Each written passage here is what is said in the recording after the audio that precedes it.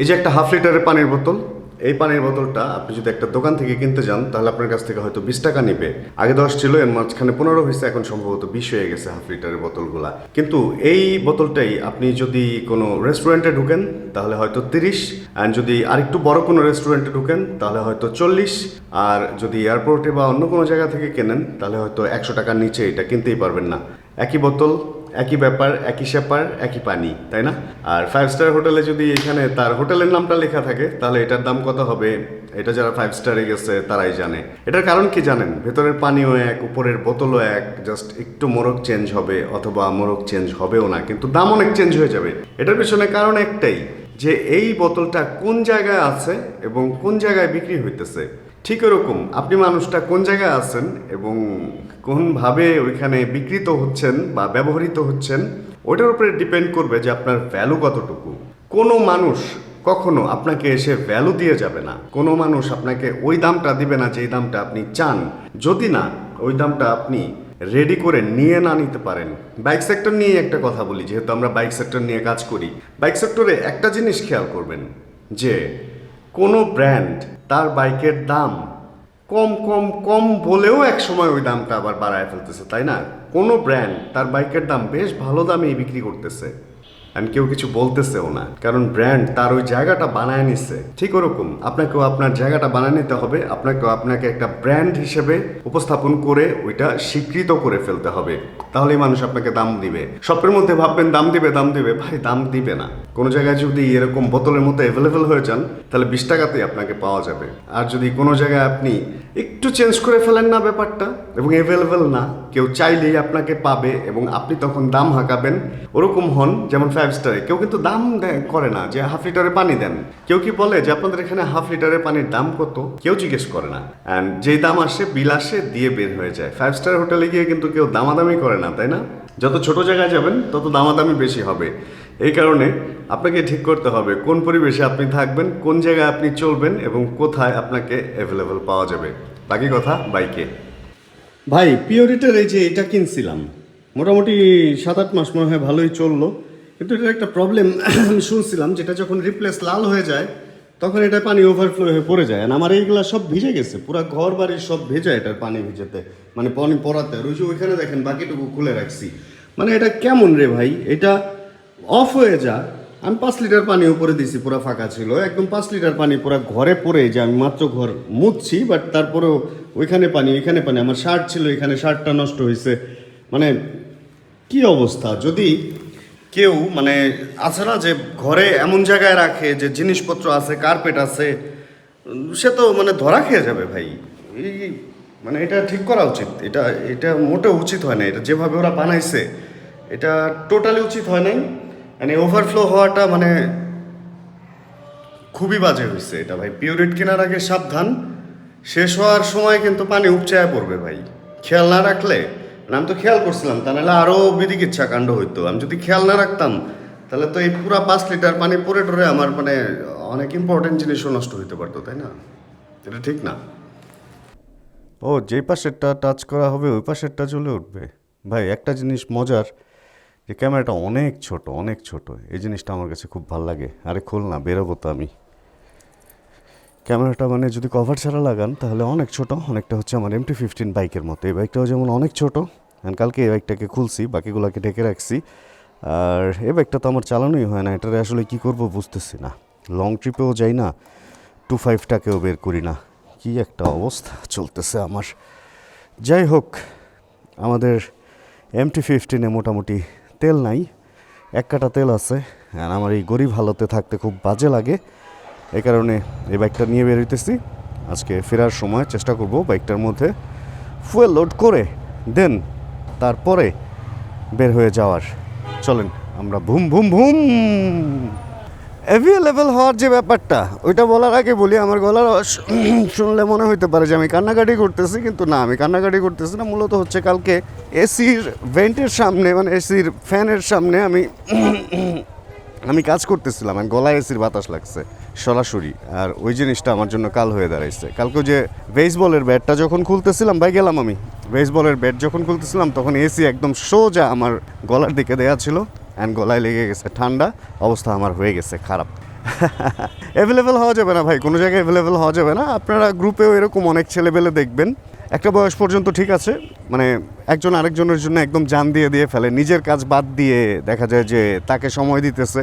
আর নিজের কাজ বাদ দিয়ে যখনই কাউকে সময় দিবেন তখন আপনি যে ফেলিওরটা হবেন ওই ফেলিওরটার মজা তারাই নেবে যাদেরকে আপনি সময় দিতে গেছেন।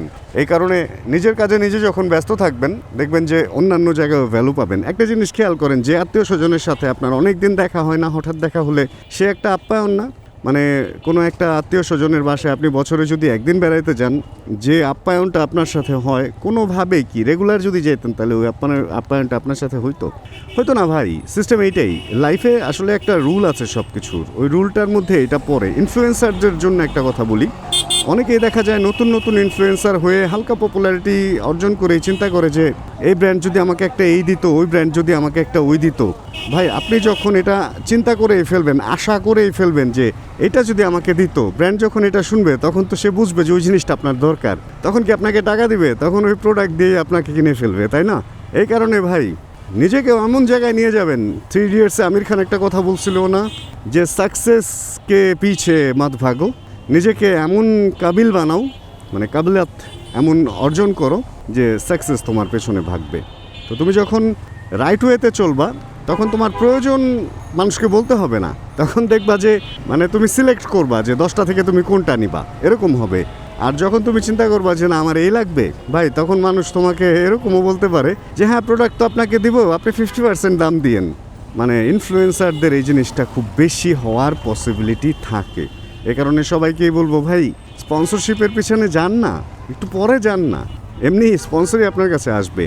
কাজ করেন। কিছু লোক মনে করে যে ফেসবুক ইউটিউবে ভিডিও বানানো মানেই হচ্ছে টাকা উপার্জন না হলে মাথা নষ্ট হয়ে যায়। 2 একদিনের মধ্যে আমার এরকম একজনের সাথে কথা হয়েছে, ইনকাম কমে গেছে, মাথা নষ্ট হয়ে গেছে, অথচ এটা সে একবারও দেখতেছে না যে সে তো কন্টেন্টই বানাইতেছে না। ভাই শুধুমাত্র ইনফ্লুয়েন্সারদের ভিডিওতে রাইট ইনফরমেশন দেখেই তার দ্বারা মানুষ ইনফ্লুয়েন্সড হয়েছে, তাই না? এখন একটা জিনিস চিন্তা করেন, ওমা এই দোকান দেখি ডাইকা রাখছে পুরা। একটা জিনিস চিন্তা করেন, এখন যদি আপনার কাছে মানুষ মানে কোনো ইনফরমেশনই না পায় তাহলে আপনার দ্বারা মানুষ ইনফ্লুয়েন্সড হবে কেন?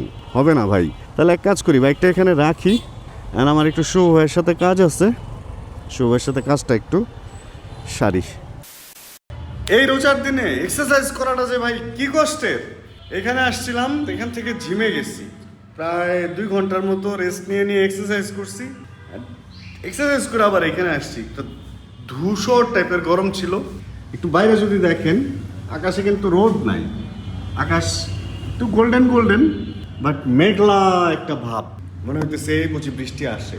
শুনলাম 2-3 দিন নাকি বৃষ্টি হওয়ার চান্স আছে, যদিও এই টাইমে বৃষ্টি ওরকম আহামরি ভালো বৃষ্টি হয় না, যে পরিমাণ ধুলা উঠতেছে একটু বৃষ্টি হওয়া উচিত। যাক, জিম টিম করা শেষ, একটু আড্ডা দিব এখন এইখানে, টাইমটা তো পাস করতে হবে। এরপর বাইকে ফুয়েলও নেওয়া দরকার, দেখি কি প্ল্যান হয়। যেটা হয় ওটা মোটো ব্লগে এরপরে শেয়ার করবো। টায়ার্ড লাগতেছে, একটু রেস্টও নিয়ে নিই।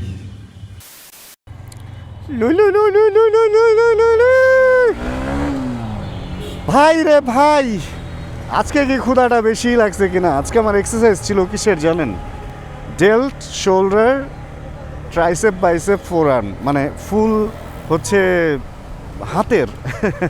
হাতের যাবতীয় মারামারিগুলো আজকে ছিল। কিন্তু এমন টায়ার্ড হয়েছি। অবশ্য প্রত্যেক দিন যেটা করতেছি সব কিছুর পরে হচ্ছে কার্ডিও করি 30 মিনিট, মানে এক্সারসাইজের আগে 3 to 5 minutes and after weight training তখন করি হচ্ছে আরও 30 মিনিট। এই জন্য টায়ার্ডটা বেশি হই।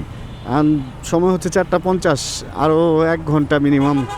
আর সহ্য হচ্ছে না ভাই, সত্যি কথা। এখন যেটা করব হচ্ছে ফুয়েলও নিব না, ফুয়েল একদম শেষ। বাট রাতে দেখি ট্রাস্টে গিয়ে ফুয়েল নিব, এরকম একটা ইচ্ছা আছে আর কি। দেখা যাক কি করি। এখন যেটা আমরা করব সেটা হলো চলে যাই। আজকে আর ভিডিও বড় করব না ভাই, রাস্তাঘাটও ফাঁকা আছে, সব মিলে আমি প্রচণ্ড টায়ার্ড ভাই, প্রচণ্ড টায়ার্ড। আমার আর মানে শরীরে আর কুলাইতেছে না যে আজকে ভিডিওতে আপনাদের সাথে কথা বলবো বা নতুন কোনো দেখছেন কোনো দিকে তাকাইতেছে না, জাস্ট রওনা হয়ে গেছে। তো মানে কি করব না করব এগুলা মাথায় যেহেতু খেলতেছে না, এই মোটো ভ্লগ থেকে বিদায় নেই। কারণ এই অবস্থায় যদি কখনো আপনার ট্যুরেও প্রচুর টায়ার্ড লাগে বা কিছু হয়, সেই সময় ওই টাইমটায় আর ভিডিও বা এই সমস্ত প্যারাই নেবেন না, চেষ্টা করবেন যে একটু রিল্যাক্স মুডে চলে যাওয়ার। আমরা অনেক সময় বেশিরভাগ সময়গুলোতেই অ্যাক্সিডেন্টগুলো তখনই ঘটাই, দেখা যায় যে আমাদের খুব টায়ার্ড লাগছে, কিন্তু আমরা ওই টায়ার্ডনেসটারে ভ্যালু দিই না, ভ্যালু না দিয়ে আমরা চলতেই থাকি, অ্যান অ্যাক্সিডেন্ট হয়। তার চেয়ে কী করবেন, ওই টাইমটা সব কাজ বাদ দিয়ে চুপচাপ ওই দিন প্রয়োজনে ওখানে থেকে যাবেন হোটেল ভাড়া নিয়ে, অথবা একটা দোকানে বসে হাত মুখ ধুয়ে খাওয়া দাওয়া করে রেস্ট নেবেন। প্রয়োজনে থাকলেন একদিন, সমস্যা কি, ট্যুরেই তো বেরিয়েছেন, এমন তো না যে একদম মানে অশুদ্ধ হয়ে যাবে কোনো কিছু, তা তো না। তো সেখানে জীবনের চেয়ে বড় তো আর কিছু হইতে পারে না। আর আমার যেহেতু একা থাকি, ছোট্ট কিছু ব্যাপার স্যাপার নেওয়া লাগবে। ভাই 2টা আপেল মাপ দিয়ে দেন না। আপেল কেজি কত? 260, 4টা মাপ দিয়ে দেন। আপনার খেয়াল খুশি যেটা ভাল লাগে ওইটাই দেন, আপনার দেন, আপনার মতো দেন। লেখা হচ্ছে গুড কোয়ালিটি লাইউন মাংজাং, চাইনিজ নাকি কি আজব টাইপের লেখা। ফ্রিজে না রাখলে কয়দিন টিকবে? ওয়ালাইকুম আসসালাম ভাইয়া, ভালো আছেন? হ্যাঁ ভাইয়া, 2-4 দিন রাখা যাবে, তাহলে 4টাই থাক। আরে রাস্তা আটকায় দিছি, একা মানুষ, পরে নষ্ট হয়ে যাব। কত হয় ভাই? 100 আর 30, 130, 25 দিলে হবে? ও না না, আরও বেশি আছে, দেখেন অল্প কিছু কম আছে মনে হয়। ঠিক আছে ভাইয়া, ধন্যবাদ। 2 টাকা মনে হয় কম দিচ্ছি, নাকি 3 টাকা কম দিচ্ছি। আপেল খাওয়া উচিত, ন্যাচারাল সুগার অ্যান্ড আরও কিছু ব্যাপার স্যাপার আছে। আমার ভাই আমাকে বলতো প্রত্যেক দিন হচ্ছে একটা আপেল খাওয়া উচিত একটা মানুষের সুস্থ থাকার জন্য। তো আমি ট্রাই করি, বাট ওইভাবে তো আসলে হয় না একা থাকলে, ফ্রুটস কেনার কথা মনে থাকে না। আর আমি এখানে উইদাউট ফ্রিজ থাকি, এ কারণে আমি কোনো কিছু স্টকও করতে পারি না, এখানে হলো আমি আটকায় গেছি। যাই হোক, আমরা তাহলে আমরা আজকের এই ভিডিও থেকে এখানে বিদায় নিই। হোপ রাখতেছি ভিডিওটা আপনাদের ভালো লাগছে। ভিডিও যদি ভালো লাগে ছোটো করে একটা লাইক দিয়ে দিন, চ্যানেলে যদি নতুন হন প্লিজ সাবস্ক্রাইব করে আমাদের ফ্যামিলি মেম্বার হয়ে যান। জানাবেন কে কোন জায়গা থেকে ভিডিও দেখছেন, আর যতক্ষণ পরবর্তী ভিডিও নিয়ে আবার আমি না আসতেছি, ততক্ষণ ইনশাআল্লাহ আমরা থাকবো ভালো, আমরা থাকবো সুস্থ এবং করতে থাকবো চিল ইনশাআল্লাহ। দেখেন কুকুরগুলা ঘুমাচ্ছে একটা বাদে সবগুলা, কারণ হচ্ছে এরা রাতে পাহারা দিছে। এমন কিছু লোক কুকুরে প্রচুর মানে গরম পানি ছিটায়, এই করে সেই করে। ভাই বোবা প্রাণী, আপনি আমি না দিলে ওরা খাবে কোত্থেকে, তাই না? ওরা তো আর জঙ্গলি প্রাণী না। আপনার আমার উচ্ছিষ্ট জিনিসপত্র খেয়েই তোরা বাঁচতেছে, এগুলা মটরশুঁটি। এই কারণে কুকুর বিড়াল যেগুলা গৃহপালিত বা এই ধরনের আছে না পোষা প্রাণী যেগুলো আর কি, এগুলাকে একটু একটু সদয় হন, কারণ জীবজন্তু সব কিছুই তো আপনাকে যে সৃষ্টি করছে ওকেও সেই সৃষ্টি করছে, তো ওর দিকে খেয়াল রাখাও আপনার আমার দায়িত্বের মধ্যেই পড়ে। যেহেতু আমরা বলি যে আমরা সৃষ্টির সেরা জীব, তাই না? মানুষই তো আমরা বলি যে আমরা সৃষ্টির সেরা জীব। সৃষ্টির সেরা জীব হিসেবে সবার দিকে খেয়াল রাখতে হবে। সবাইকে মারতে বা গরম পানি ছিটাইতে এটা আমাদের কাজ হইতে পারে না, তাহলে তো পশুর চেয়ে আমরা খারাপ হয়ে গেলাম, তাই না? Chill bro. Check the mic and make sure it sound right, boys.